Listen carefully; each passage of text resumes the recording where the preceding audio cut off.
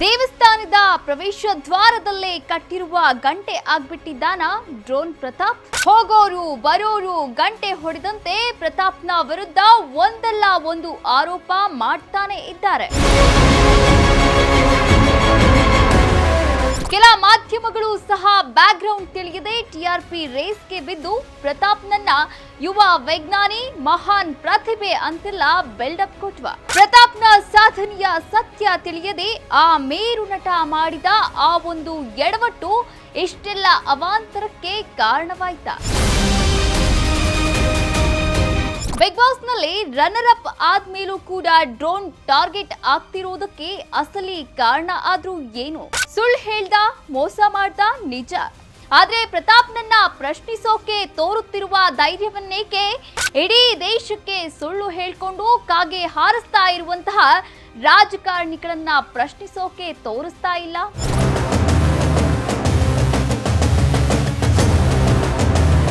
Drone Pratap ಸದ್ಯ Bigg Boss season 10ರ first runner. ಸದ್ಯ ಗಿಚ್ಚಿ ಗಿಲಿಗಿಲಿ ಕಾರ್ಯಕ್ರಮದ ಮೂಲಕ ಮತ್ತೆ ರಾಜ್ಯದ ಜನರ ಮುಂದೆ ಬಣ್ಣ ಹಚ್ಚಿ ನಟಿಸೋಕೆ ಬಂದಿದ್ದಾನೆ. ಆದ್ರೆ ಈ ಸಮಯದಲ್ಲಿ ಮತ್ತೆ ಡ್ರೋನ್ ಪ್ರತಾಪ್ ವಿರುದ್ಧ ಹೊಸ ಆರೋಪಗಳು ಕೇಳಿಸ್ತಿವೆ. ಮಾಜಿ ಸಿಎಂ ಎಚ್ಡಿಕೆ ಹೆಸರು ಹೇಳ್ಕೊಂಡು ವಂಚನೆ ಮಾಡಿದ್ದಾನೆಂದು ಕೂಡ ದೂರು ದಾಖಲಾಗಿದೆ. ಈ ಆರೋಪಗಳ ಸತ್ಯತೆ ನೋಡೋಕ್ಕೂ ಮುನ್ನ ನಮ್ಮ ಚಾನೆಲ್ಗೆ ಸಬ್ಸ್ಕ್ರೈಬ್ ಆಗಿ, ನೋಟಿಫಿಕೇಶನ್ಗಾಗಿ ಬೆಲ್ ಐಕಾನ್ ಕ್ಲಿಕ್ ಮಾಡೋದು ಮರಿಬೇಡಿ. ಡ್ರೋನ್ ಪ್ರತಾಪ್ ಮಂಡ್ಯ ಜಿಲ್ಲೆಯ ಮಳವಳ್ಳಿ ತಾಲೂಕಿನ ನೆಟ್ಕಲ್ ಗ್ರಾಮದವನು.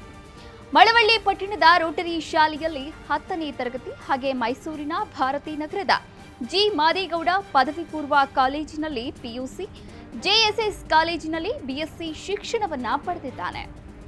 2017ರಲ್ಲಿ ಜಪಾನ್ನ ಟೋಕಿಯೋದಲ್ಲಿ ನಡೆದಂತಹ ಅಂತಾರಾಷ್ಟ್ರೀಯ ಡ್ರೋನ್ ಪ್ರದರ್ಶನದಲ್ಲಿ ತಾವೇ ತಯಾರಿಸಿರುವಂತಹ ಡ್ರೋನ್ ಪ್ರದರ್ಶಿಸಿ ಆ ಸ್ಪರ್ಧೆಯಲ್ಲಿ ನನಗೆ ಗೋಲ್ಡ್ ಮೆಡಲ್ ದೊರಕಿತ್ತು ಎಂದು ಹೇಳಿದ್ದ. ಇದಾದ ಬಳಿಕವೇ ಪ್ರತಾಪ್ ಡ್ರೋನ್ ಪ್ರತಾಪ್ ಆಗಿದ್ದು, ಇನ್ನು ಇವನನ್ನ ಇಡೀ ಜಗತ್ತಿಗೆ ಪರಿಚಯಿಸಿದ್ದು ನವರಸ ನಾಯಕ ಜಗ್ಗೇಶ್. ನವರಸ ನಾಯಕ ಜಗ್ಗೇಶ್ ಮಾಡಿದ ಆ ಒಂದು ಪರಿಚಯದಿಂದ ಪ್ರತಾಪ್ ಫುಲ್ ಪಾಪ್ಯುಲರ್ ಆದ. ಅವನ ಇಂಟರ್ವ್ಯೂಸ್ಗಾಗಿ ನಮ್ಮ ಮಾಧ್ಯಮಗಳು ಕೂಡ ಪೈಪೋಟಿಗೆ ಬಿದ್ವು. ಅವನು ಏನ್ ಸಾಧನೆ ಮಾಡಿದ್ದಾನೆ, ಅವನತ್ರ ಯಾವ ಸರ್ಟಿಫಿಕೇಟ್ಸ್ ಇದ್ವು ಅಂತಾನು ಪರಿಶೀಲನೆ ಮಾಡದೆ ಕೆಲ ಮಾಧ್ಯಮಗಳು ಟಿಆರ್ಪಿ ರೇಸ್ಗೆ ಬಿದ್ದು ಹಗಲು ಇರುಳು ಡ್ರೋನ್ ಪ್ರತಾಪ್ನನ್ನ ಯುವ ವೈಜ್ಞಾನಿ, ಮಹಾನ್ ಪ್ರತಿಭಾವಂತ ಅಂತ ಬಿಲ್ಡಪ್ ಕೊಟ್ಟಿದ್ದು. ಇನ್ನು ಹಲವು ವಿದ್ಯಾಸಂಸ್ಥೆಗಳು ಎಷ್ಟೋ ಸಭೆ ಸಮಾರಂಭಗಳಿಗೆ ಡ್ರೋನ್ ಪ್ರತಾಪ್ ಮುಖ್ಯ ಅತಿಥಿಯಾಗಿ ಆಹ್ವಾನಿಸಿದ್ವು. ಅಂತಹ ಕಡೆ ಪ್ರತಾಪ್ ವಿದ್ಯಾರ್ಥಿಗಳಿಗೆ ಮೋಟಿವೇಶನಲ್ ಸ್ಪೀಚ್ ಕೊಡೋಕೆ ಶುರು ಮಾಡಿದ. 2 ವರ್ಷ 87 ದೇಶಗಳು, 313ಕ್ಕೂ ಹೆಚ್ಚು ಇನ್ಸ್ಟಿಟ್ಯೂಷನ್ಸ್. ಆ ಇನ್ಸ್ಟಿಟ್ಯೂಷನ್ಸ್ ಅಲ್ಲಿ Harvard university, Stanford university, Oxford university, Cambridge university, and then Tokyo Technological University, Osaka University, and then Hong Kong University, and then Singapore Institute of Technology, ಇಷ್ಟೆಲ್ಲ ಯೂನಿವರ್ಸಿಟಿ ಸಲ್ಪಾಟ ಮಾಡಿದ್ದಾನೆ. ಅಲ್ಲೇ ಪ್ರತಾಪ್ ಬಾಯಿಗೆ ಬಂದಂತೆ ಸುಳ್ಳುಗಳನ್ನ ಹೇಳಿದ್ದ. ಇದರಿಂದ ಪ್ರತಾಪ್ ಇನ್ನಷ್ಟು ಜನಪ್ರಿಯತೆ ಪಡೆದುಕೊಂಡ. ಆದ್ರೆ ಪ್ರತಾಪ್ನ ಅಸಲಿ ಪಿಕ್ಚರ್ ಬಯಲಾಗಿದ್ದು ಮತ್ತದೇ ಜಗ್ಗೇಶ್ ಅವರು ಪ್ರತಾಪ್ ಹೇಗೆಲ್ಲ ಕಾಗೆ ಹಾರಿಸ್ತಿದ್ದಾನೆ ಅಂತ ಒಂದು ಇಂಟರ್ವ್ಯೂನಲ್ಲಿ ಹೇಳಿದ್ಮೇಲೆ ನನ್ನ ಕಾರ್ಯಕ್ರಮದಲ್ಲಿ ಕೂರಿಸಿ ಅವನ ಬಗ್ಗೆ ಹೊಗಳಿ ನನ್ನ ತಕ್ಕಮಟ್ಟಿಗೆ ಅವನಿಗೆ ಏನೇನು ಮಾರ್ಗದರ್ಶನ ಮಾಡಬೇಕು ಮಾಡಿ ಸೆಂಟ್ರಲ್ ಮಿನಿಸ್ಟರ್ಸ್ಗಳಿಗೆ ಪರಿಚಯ ಮಾಡಿ ರಾಜನಾಥ್ ಸಿಂಗ್ ಅವರಿಗೆ ಅವನ ಫೈಲ್ನ ಕಳಿಸಿ ತುಂಬಾ ದೊಡ್ಡ ಮಟ್ಟದ ಪ್ರಚಾರ ಮಾಡಿದೆ. ಆವಾಗ ಒಂದು ತಮಟೆ ಓಪನ್ ಆಯ್ತು.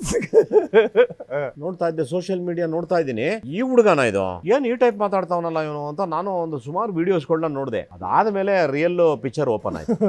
ನನಗೆ ಡೆಲ್ಲಿಯಿಂದ ಅವ್ನು ಕರೆ ಬಂತು, ನೀವು ಇವನಿಗೆ ಸಪೋರ್ಟ್ ಮಾಡಿದಿರಾ ಅಂತ ಕೇಳಿದ್ರು. ಹೌದು ಸರ್, ಏನಾಯ್ತು ಅಂದೆ. ಬಹಳ ದೊಡ್ಡ ಫ್ರಾಡ್ ಇದಾನೆ ರೀ ಇವನು ಅಂತ ಅಂದ್ರು ಬಹಳ ದೊಡ್ಡ ಅಧಿಕಾರಿಗಳು. ಹೌದಾ ಸರ್, ಏನಾಯ್ತು ಅಂದ. ಇಲ್ಲಪ್ಪ ಒಂದೊಂದು ರಿಪೋರ್ಟ್ ಕಳಿಸ್ತೀನಿ ನೋಡಿ ನಿನಗೆ ಅಂತ ಕಳಿಸಿದ್ರು.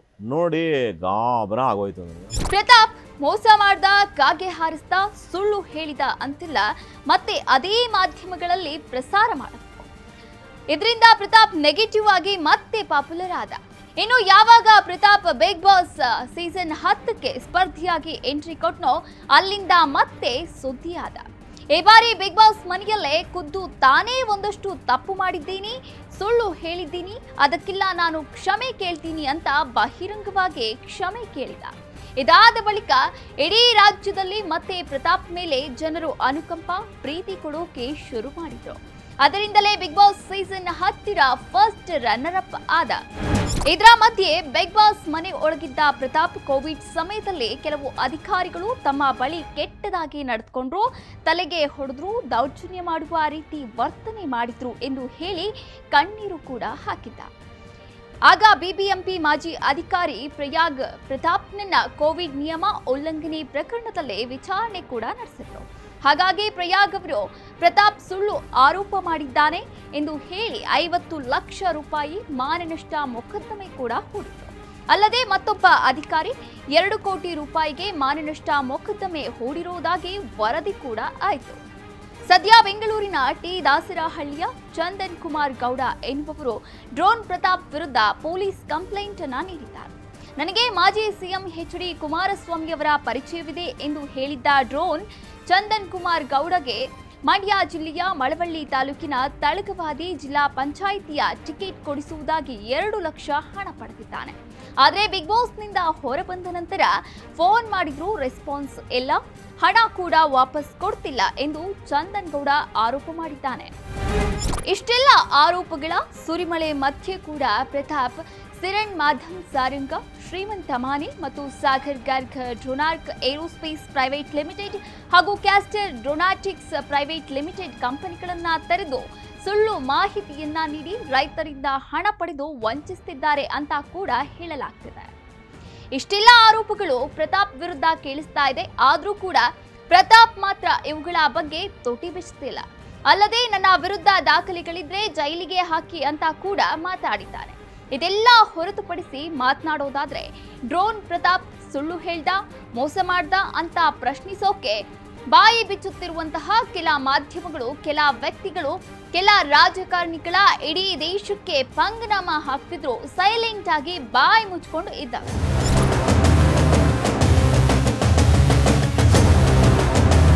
ವಿದೇಶದಿಂದ ಕಪ್ಪು ಹಣ ತರ್ತೀವಿ, ವರ್ಷಕ್ಕೆ 2 ಕೋಟಿ ಉದ್ಯೋಗ ಕೊಡಿಸ್ತೀವಿ, ದೇಶದ ಯಾವುದೇ ಸಾರ್ವಜನಿಕ ಸಂಸ್ಥೆಯನ್ನ ಖಾಸಗೀಕರಣ ಮಾಡಲ್ಲ, 100 ಸ್ಮಾರ್ಟ್ ಸಿಟಿ ನಿರ್ಮಾಣ ಮಾಡ್ತೀವಿ, ಮೈಸೂರಿನ ಪ್ಯಾರಿಸ್ ಮಾಡ್ತೀವಿ, 2020ಕ್ಕೆ ಎಲ್ಲಾ ದೇಶದಲ್ಲಿ ಬುಲೆಟ್ ಟ್ರೈನ್ ಓಡಾಡುತ್ತೆ, ದೇಶದ ಪ್ರತಿಯೊಬ್ಬರಿಗೂ 15 ಲಕ್ಷ ಹಣ ಸಿಗುತ್ತೆ ಅಂತೆಲ್ಲ ಪುಂಖಾನುಪುಂಖವಾಗಿ ಭರವಸೆಗಳನ್ನ ಕೊಟ್ಟವರ ಬಗ್ಗೆ ನಮಗೆ ಯಾವ ಕೋಪನೂ ಇಲ್ಲ, ತಾಪನೂ ಇಲ್ಲ.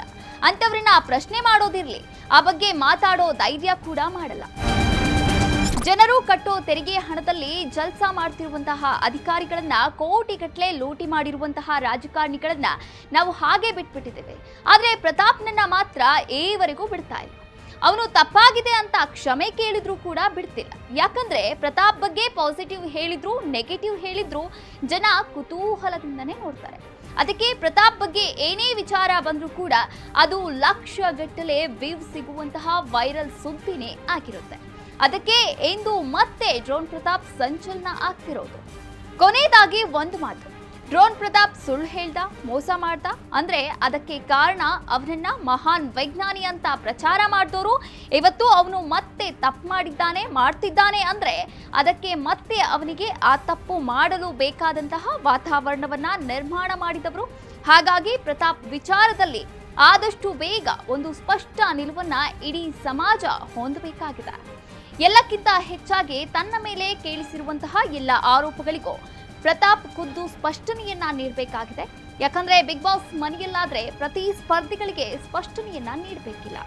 ಆದ್ರೆ ಸಮಾಜದಲ್ಲಿ ಪ್ರತಿಯೊಂದಕ್ಕೂ ಕೂಡ ಸ್ಪಷ್ಟನೆಯನ್ನ ನೀಡದೇ ಇರುವುದು ಕೂಡ ಪ್ರತಾಪ್ ಮಾಡೋ ತಪ್ಪು ಆಗಿರುವಂಥದ್ದು. ಆದಷ್ಟು ಬೇಗ ಈ ವಿಚಾರದಲ್ಲಿ ಪ್ರತಾಪ್ ತನಗೋಸ್ಕರ ಅಲ್ಲದಿದ್ರು ತನ್ನನ್ನ ಅಪಾರವಾಗಿ ಪ್ರೀತಿಸಿ ಬಿಗ್ ಬಾಸ್ನಲ್ಲಿ ಅತಿ ಹೆಚ್ಚು ಮತ ಹಾಕಿದ ನಾಡಿನ ಜನರಿಗೋಸ್ಕರ ಆದ್ರೂ ಈ ಗೊಂದಲಗಳಿಗೆಲ್ಲ ತೆರೆ ಎಳೆಯಬೇಕಿದೆ. ಇಲ್ಲದೆ ಹೋದ್ರೆ ಪ್ರತಾಪ್ ಮತ್ತೆ ಸಮಾಜದ ಮುಂದೆ ಡ್ರೋನ್ ಪ್ರತಾಪ್ ಅನ್ನೋದಕ್ಕಿಂತ ಕಾಗೆ ಪ್ರತಾಪ್ ಅಂತಾನೆ ಶಾಶ್ವತವಾಗಿ ಉಳಿದು ಬಿಡೋದು ಅಕ್ಷರಶಃ ಸತ್ಯ. ಇದಾಗಿತ್ತು ಈ ಕ್ಷಣದ ಪ್ರಮುಖ ಸುದ್ದಿ. ನಿರಂತರ ಸುದ್ದಿಗಳಿಗಾಗಿ ನೋಡ್ತಾರೆ ಸಾಮ್ರಾಟ್ ಟಿವಿ. ನಾನು ಕಾವ್ಯ ಆಚಾರ್, ಇದು ನೊಂದವರ ಧ್ವನಿ.